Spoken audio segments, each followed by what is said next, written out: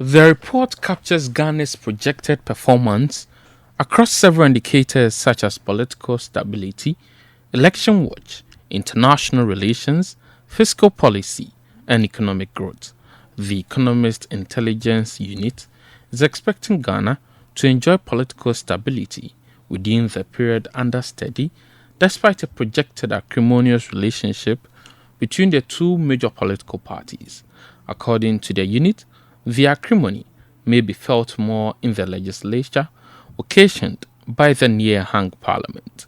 The NPP in parliament may have to brace themselves up for more of the scenes that characterized the passage of the budget and the electronic transfer levy. According to the unit, a difficulty in building consensus on major policy issues would test the government's strength in the remainder of its term. The next general election is slated for December 2024, and the EIU says the opposition National Democratic Congress will take political power from the NPP. The unit attributes the outcome to public disaffection for the current administration as a result of economic challenges and factors such as high inflation rate, depreciation of the cedi, and increasing youth unemployment. For the office of the former President John Mahama, who is lacing his boots to represent the NDC, the findings are a reflection of the performance of the Nanado-led government.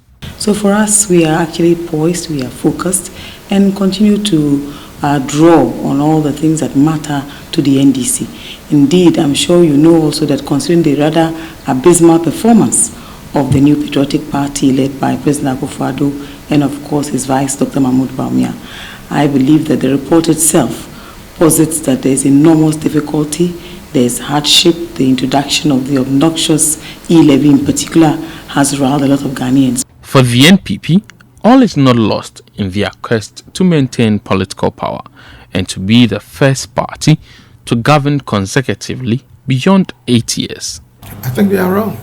Definitely they are wrong. Speaking from where I am and knowing what the government is doing, in spite of the challenges that we are having, for anybody to consider or to just look at what has happened, which is not typical of Ghana, but all over the world, and sub-region, for you to say definitely the MPP will not win or is bound. It's about not less than 2 years ahead for you to convince yourself and that the circumstance to say that we are bound to this and will not break the egg. I beg to disagree. Though the NDC has a better chance of winning the 2024 presidential polls according to the EIU, they expect the NDC to revitalize its prospects with a fresh candidate. But former President John Mahama is unperturbed about the suggestion for a new candidate. According to the former president's special aide, Joyce Bawuah-Mokhtari, there's a clarion call for the 2020 NDC candidate to contest in 2024. That the NDC party is a very democratic one, that any individual willing is able to contest. And indeed, in 2020, if you recall, President Mahama beat resoundingly all of his opponents to lead the party. I have watched the body language of the current executive. I watched how our party faithfuls react to him. I've observed how many Ghanaians have watched how he has actually stood up very tall in many ways as the statesman that he is, as the patriotic individual that he is, that people believe that he deserves a second term to at least, even if for nothing, to bring to bear and to complete the process that he started, which was truncated by the New Patriotic Party. For the NPP, they are ready for the polls regardless of any candidate presented by the NDC. We are going to play a football against our opponents.